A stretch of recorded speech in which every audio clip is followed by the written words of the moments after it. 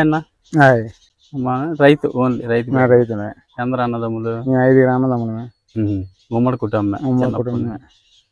అంటే ఇప్పుడు ప్రస్తుతానికి ఉమ్మడి కుటుంబాలు అనేవి చాలా తక్కువగా ఉన్నాయి కదా. అవునవును. ఇప్పుడు మనం ఏంటి చేస్తున్నాం పూర్తిగా వ్యవసాయం పూర్తి వ్యవసాయం కాదు. నేను ఇప్పుడు 15 సంవత్సరాల నుంచి ఆటో తిప్పుతాను. ఏదో ముమ్మరంగా పని ఉన్నాడు ఉండిపోయి వ్యవసాయం అంటే అప్పుడు వ్యవసాయానికి ఇప్పుడు వ్యవసాయానికి తేడా ఏంటి? ఏమైనా తేడా ఉందా లేకపోతే బాగానే ఉందా? అప్పుడంటే గెత్తం అవన్నీ ఉపయోగించారు. ఇప్పుడు తేడా ఉంది. ఇప్పుడు ఎరువులతోనే మందులు ఎరువులతోనే అంటే ఇది బాగుందా? జనరల్ గా పాతది మంచిగా పండేదా? పాతగా పండేదంతా ఇప్పుడు దమ్ములు అంతే. దమ్ము పట్టిన వ్యవసాయానికన్నా గెత్తం వ్యవసాయం కంటే కొంచెం ఎక్కువే పండుతుంది. కానీ అయితే ఎక్కువే, కాకపోతే తినడానికి కొంచెం కెమికల్ అప్పుడు హెల్తీ ఫుడ్ కదా. మీ కాలంలో ఊరు ఎలాగ ఉండేది? మా కాలంలో పురిళ్ళు మిద్దిళ్ళు ఎక్కువగా ఉండేవన్నీ. ఇప్పుడు అన్ని డాబాలు అయిపోయినాయి. కానీ పురిళ్ళు మిద్దిళ్ళు ఇప్పుడు ఏదో మే నెలలోని గాలి వచ్చి ప్రతి సంవత్సరం కాలిపోయేది. ఏదో ఒక వీధి కాలిపోయేది. ఎందుకు? ఆ గాలికి ఆ పొయ్యిలు అంటే బయట పొయ్యిలు పెట్టేవారు, మట్టి పొయ్యిలు. ఆ గాలి కొంతమంది ఆరుపుతారు, కొంతమంది ఆరిపోయేవారు కాదు. అది రాజిపోయి ముట్టుకుండే ఆ గాలి. ఇప్పుడు డాబాలు అయిపోవడం వల్ల అలాంటి ప్రమాదాలు ఎట్లా లేవు. 50 ఏళ్ళు మంచిది అంటారు.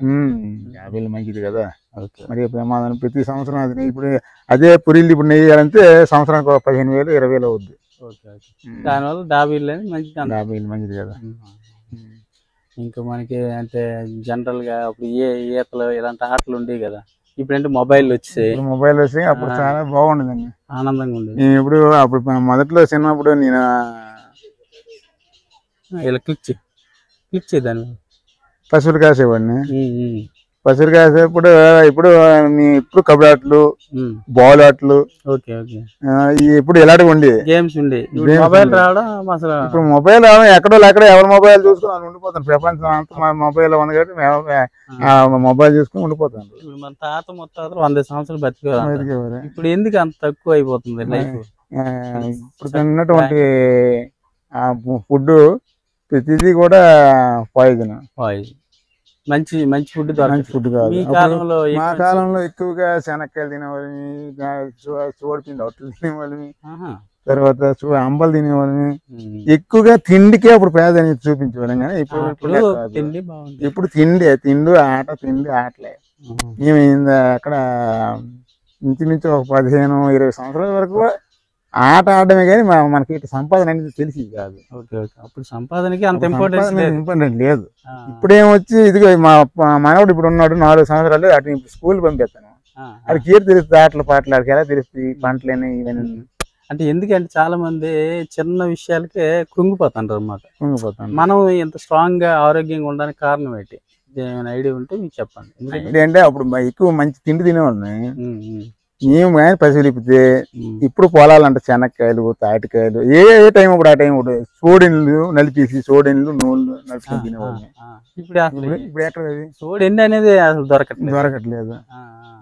ఎక్కడ ఆరితే దుంపలు అంతా తెగుకుని ఉడకబెట్టి తినేవాళ్ళం. ఇప్పుడు అలాంటి తిల్లే, అన్ని గట్టి తిల్లే తినేవాళ్ళం. ఇప్పుడు ఏది కూడా ప్రతిది కూడా మంచిగా దొరికేది. నూలు పొలాలు ఉంటుంది, అట్లా దొరుకుకొని తినేవాళ్ళం.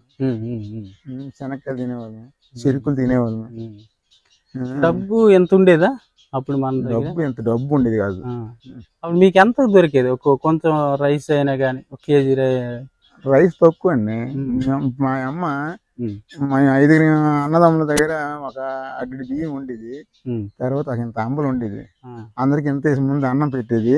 ఆ అన్నం పెట్టిన తర్వాత అంబలే వేసి దానిలో మజ్జిగ వేసేసి లేదా పాలు వేసేసి తినండి నాయనని చెప్పేసి అంబలే తినేవాళ్ళం. అవన్నీ తినే కాడికి కూడా ఇంకా పొలాలు అంటే వెళ్ళి తినడానికే మేము బాగా మంచిగా దొరికేది. ఇప్పుడు తిండే. అందుకు అప్పుడు హెల్తీగా ఉండాలి. ఉమ్మడి కుటుంబం అప్పుడు ఉమ్మడి కుటుంబం. ఇప్పుడు వేరే అయిపోయి కానీ అప్పుడు ఉమ్మడి కుటుంబం. అమ్మ నాన్న వాళ్ళు ఎక్కువ ఏజ్ బతికారు. మా అమ్మ ఇంచుమించు ఒక 60-65 చనిపోయింది. మా నాన్న ఒక 75. ఓకే ఓకే 70 ఏళ్ళు చనిపోయారు. మన పిల్లలకి అనేది ఇంకా మంచి లైఫ్ ఇవ్వాలంటే మనం ఇప్పుడు ప్రెసెంట్ పిల్లలు చాలా చాలా క్రైమ్స్ అలాంటివి చేసేస్తున్నారు అన్నమాట. నాలెడ్జ్ ఎక్కువ అయిపోయింది. జనరల్గా ఏంటంటే ఇప్పుడు పిల్లలకి చిన్న ఒత్తిడిని తట్టుకోలేకపోతారు అన్నమాట. అలా తట్టుకోవాలంటే ఏదైనా మీరు సజెషన్ మీ తరంగా ఇప్పుడు మీరు ఏదో ఎన్నో కష్టాలు పడి మన పిల్లల్ని స్ట్రాంగ్గా చేయాలి, బలంగా ఉండాలి. ఎటువంటి అంటే మనిషి పుట్టాక అంటే మనం తెలియగానే పెంచుతాం అనమాట, కష్టం తెలియగానే. వాళ్ళు స్ట్రాంగ్గా ఉండాలంటే మన పేరెంట్స్ ఎలా ఉండాలి, అది ఒక సజెషన్ ఇస్తే. స్ట్రాంగ్గా ఉండాలంటే వాళ్ళకి వాళ్ళంతటా వాళ్ళు ఆటలాడి పాటలు పాడి ఒక దీనిగా బతకాలి వాళ్ళు. అలాగే కాకుండా వాళ్ళకి ఏదో ఒక ఇది బాధ్యత ఎక్కేస్తాను కాబట్టి అది ఇప్పుడు బాధ్యత పడాలంటారు. ఇప్పుడు కూడా మానసికంగా బతికినట్టు బతుకుతున్నారు కాబట్టి వాళ్ళకి అందుకే మనకన్నా వాళ్ళకి ఇప్పుడు ఒత్తిడి పడుతుంది. ఇప్పుడు ఒత్తిడి లేకుండా బతకవలసిన ఇది లేదు. ఓకే ఓకే, ఒత్తిడిని తీసుకోవట్లేదు. అదే ఒత్తిడి తీసుకోవాలంటే మీరేం చెప్పగలరు? అంటే మామూలు పిల్లల్ని ఇలా పెంచితే ఇలా ఒత్తిడిని తట్టుకోగలరు. మరి మేమేం చెప్పడానికి, ఇప్పుడు ఇంకోళ్ళు చదివేస్తాను. ఇప్పుడు కొంతమంది గవర్నమెంట్ స్కూల్ చదివేస్తాను, కొంతమంది ప్రైవేట్ స్కూల్ చదివేస్తాంటారు. అయితే ప్రైవేట్ స్కూల్ ఎందుకు చదివేస్తాంటారు? ఆ ప్రైవేట్ స్కూల్లో చదువులు బాగున్నాయి, ఒత్తిడి లేకుండా పెంచడం ఇష్టపడక అయితే అవని కష్టపడతాం, ఏదో రకంగా పెంచుతాం, రకంగా చదివేస్తామని చెప్పేసి ప్రైవేట్ స్కూల్లో జాయిన్ చేస్తుంటారు తప్ప గవర్నమెంట్ స్కూల్లో మాత్రం ఎవరు పెట్టడం లేదు. మనకు అప్పుడులాగా లేదు ఇప్పుడు. లేదు. సో ఎందుకు తగ్గించేస్తాం? దానివల్ల లాస్ అవుతామా లాభం అవుతామా? లాస్ అవుతాను. ఎందుకు లాస్ అవుతానంటే, ఇప్పుడు నాకు ఒక ఆవు ఉన్నది. ఆ ఆవు 3 లీటర్ల పాలు ఇస్తుంది. ఆ లీటరు 30 రూపాయలు 30 లోపు వేస్తాను తప్ప పాల కేంద్రం దగ్గర 30 రూపాయలు దాటలేదు. అయితే 3 లీటర్లు 3 30 90 వస్తుంది. ఆ ఆవును పెంచే బదులు బయట కూలికి వెళ్ళిపోతే ఆడదానికి ఒక 400 వస్తుంది కదా. అయితే ఎంత వస్తుంది, ఎంత మిగులుతుంది? ఈ 90 రూపాయలు వస్తుంది. ఇప్పుడు పూటకు 90 అయినా 200 వస్తుంది. 2 9 10 180 రూపాయలు వస్తుంది. ఏ కౌకులు లేకుండా 400 వస్తుంది కదా కూలికి వెళ్ళిపోతే. ఏ బాధ్యత లేదు. తెల్లవారిసరికి అంత తెల్లవారిని వేసి కళ్ళంకి వచ్చి పేడలు తీసి దాన్ని కుడితి పెట్టి దాన్ని సంరక్షణ చేసి మళ్ళీ ఏ టైం మళ్ళీ 12 గంటలప్పుడు కూడా దాన్ని సంరక్షణ చేసి ఇన్ని బాధ్యతలు పడినా సరే 200 రావట్లేదు పూర్తిగా. అందుకని మారిపోతుంది. అందుకని ఆవులు అమ్మేసి ఎటో కూలికి వెళ్ళిపోదాం. 400 500 వస్తుంది రోజుకి ఆడదానికి. అయితే మీకు ఏ రూపాయి నుండి తెలుసా, లేకపోతే ఇంకా పైసా? నాకు రూపాయి నుంచి తెలుసు. రూపాయి అర్ధ పావల 20 పైసలు 20 పైసలు 10 పైసలు 10 పైసలు అంటే మీకు బిస్కెట్లు కొనేవారు కదా. 5 పైసలు ఇస్తే 5 బిల్లలైన 5 కాటన్లైనా ఇచ్చేవాడు మా సాగుతారు. 5 కాటన్లు 5 పైసలు ఇస్తే 5 కాటన్లు ఇచ్చేవాడు. 5 పిండోడలు ఇచ్చాడు. 5 పైసలు ఇస్తే అలాగే ఇప్పుడు రూపాయి ఇస్తే ఒక పిండోడు వస్తుంది. అవును. ఇప్పుడు సినిమాలు టికెట్ ఎంత ఉండేది? సినిమా అప్పుడు రూపాయిన్నర ఉండేది. రూపాయిన్నర టికెట్. బొబ్బులు వెళ్ళేవారా? బొబ్బులే నడుచుకుంటూ రైల్ రోడ్ని పొద్దుల్లా కష్టపడినా నైట్కి సెకండ్ షోకి వెళ్ళేవాళ్ళమే. సెకండ్ షోకి వెళ్ళి ఇటు నుంచి నడిచి వెళ్ళాము. అటు నుంచి బస్సులు ఎక్కి అక్కడ సీతారాంపురం దిగి నడిచి తార్ రోడ్లు ఉండేవి కాదు. తార్ రోడ్లు ఉండడం వల్ల హ్యాపీగా. ఆ తర్వాత మరి కొన్ని రోజులు పోనిచ్చి సీతారాంపురంలో అద్దె సైకిల్ ఇచ్చారు. అద్దె సైకిల్ తీసుకుని అలాగే వెళ్ళేవాళ్ళు. ఇప్పుడు అద్దె సైకిల్ అనేవి లేవు. తరం మారిపోయింది. అప్పుడు సైకిల్ చూస్తే మాకు ఎంతగా ఉండేదండి. మా ఊరికల్లా కంపన సోనేడు అని ఉండేవాడు. ఆయన సైకిల్ అంతా ఆ సైకిల్ చూడడానికి వెళ్ళేవాళ్ళు మేము. ఊరు మొత్తానికి ఒకటే ఆ సైకిల్ మీద ఇలా రైల్ రోడ్ని తొక్కుంటూ వచ్చాడు. తొక్కుంటూ వస్తే మా మంత్రి ఉండడు. ఆ మంత్రి ఏమొచ్చి దాన్ని అందుకొని దాన్ని తుడిచేసి పక్కన పెట్టి దాన్ని చూసేవాళ్ళు మేము ఎంతగా. అబ్బా, సైకిల్ ఆయనకి ఒక్కడికి. ఏం పేరు గుర్తుంది ఎవరికి? సైకిల్ పేరు? ఆ సైకిల్ అట్లాస్ చెప్పులు ఎర్కిలెస్ అట్లాస్ ఉండేవి అప్పుడు. అయితే మీ ఊరు అంతా పూరు గుడిస్తూ ఉండేది కానీ మేడలు ఉండేవి కాదు? మేడలు ఏవో 4 ఇళ్ళు 5 ఇళ్ళు ఉండేవి. టీవీ మీకు ఎలా తెలుసు? టీవీ మొదట్లో ఒక ఆయన సాగుకారు ఆయనకు ఉండేది. మీ ఊరు మొత్తానికి ఆయన ఏం చేసాడు, డాబా మీద పైకి ఎక్కించి వీసీఆర్ ఉండేది కదా, వీసీఆర్ వేసి సినిమాలు వేసేవాడు. వీసీఆర్ సినిమాలు చూసారా? Okay okay. పెళ్లిళ్ళు వీసీఆర్ లో క్యాసెట్లు వేసాడు అన్నమాట. Okay okay. ఈ సినిమా క్యాసెట్లే రోజుకు క్యాసెట్ వేసాడు తెప్పించాడు. దానికి రూపాయి ఛార్జ్ టికెట్ ఆ డాబా పైకి వెళ్ళి చూడడానికి. నైట్ పూట రోజుకి ఏదో సినిమా వేసాడు. పలానా సినిమా వచ్చిందని చెప్పేసి ఒక బారికి ఉండేవాడు, ఆ బారికి సాట్ ఇవ్వడు. ఈ రోజు చిరంజీవి సినిమా వచ్చి తెచ్చాడు కింద మేడ మీద అందరు వెళ్ళాలని సాట్ ఇవ్వడు. అయితే మన ఈవేళ సినిమా చిన్నది తెచ్చాడట అని ₹1 ఎలాగో సంపాదించి ఆ రూపాయి టికెట్ పెట్టుకుని వెళ్ళాడు. సినిమా అంటే ఊర్లో వేసినా కానీ రూపాయి టికెట్ పెట్టేవాడు. ఆయన ఒకరికి ఉండేది. అవును.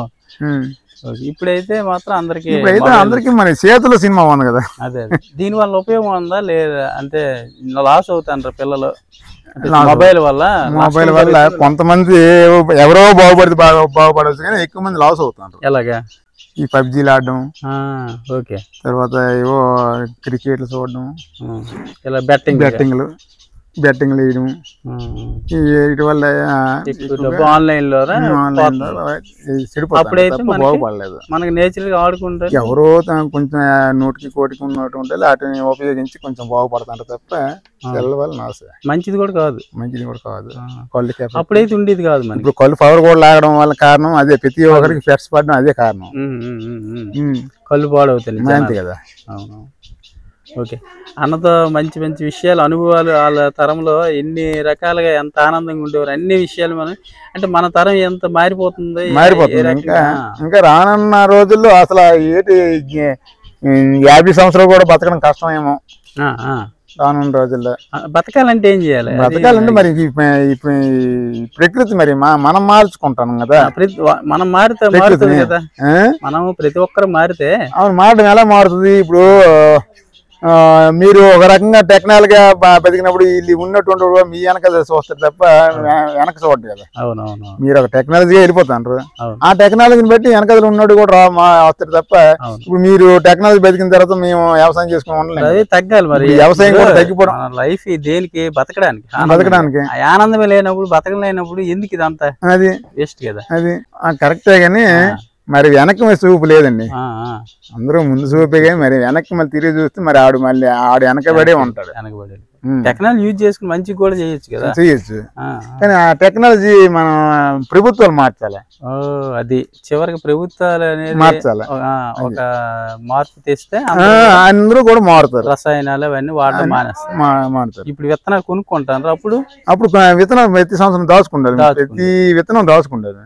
ఇప్పుడు విత్తనాలు కొనుక్కోవడమే అంతా రెడీమేడ్ అయిపోయింది. అది ఇవన్నీ కూడా లాస్ట్ తరంగా మనకి పాటిస్తే మాత్రం పూర్వం పాటిస్తే మాత్రం ఆరోగ్యంగా ఉంటాం, హెల్తీగా ఉంటాం అనేది. మరి ప్రభుత్వాలు మార్చాలి కానీ మనం ఎవరు మార్చడానికి లేదు, మార్చలేము, వీలు లేదు. Okay, thank you. మళ్ళీ కలుద్దాం మంచి విషయాలు. అలాగే మీ అనుభవాలు చెప్పినందుకు మాకు చాలా ఆనందంగా ఉంది. ఇలా మన అందరూ కూడా చెప్తే చిన్నవాళ్ళు, మనకన్నా చిన్న తరం వాళ్ళు అందరూ తెలుసుకొని కొంత మాత్రం మన తాతలు ముత్తాతలు ఎంత ఆనందంగా ఉండేవారు అనేది ఈ చాలా విషయాలు ఇలాంటి పెద్దల ద్వారా మనం తెలుసుకుందాం. మళ్ళీ వద్దాం, మళ్ళీ కలుద్దాం, మళ్ళీ చేద్దాం సార్.